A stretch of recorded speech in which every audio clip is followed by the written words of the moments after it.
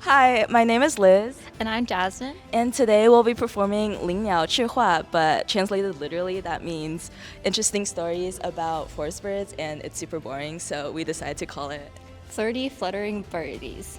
Yeah. So why did we choose this dance? Both of our solos and just most of our group dances in general have a more serious dynamic, but when we watched this video for the first time, it was just very fun and playful, and we just thought it would be so much fun to just finish out our last year with a dance that's just for fun. This dance is super intimate, and it was kind of impossible for us to learn it by ourselves because we're basically intertwined for the majority of this dance. And we just hung out and learned it together, and It's just very dynamic, and as Liz said, there's a lot of moments where we are just very wrapped in with each other, so it's not something that would have really been possible for us to learn on our own, and it was just a lot of fun to help each other learn each other's parts and just look at the video and be what are they doing? How do we do that?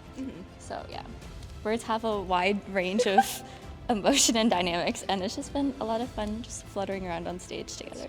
3, 2, 1. We We hope you enjoy. Okay, gas.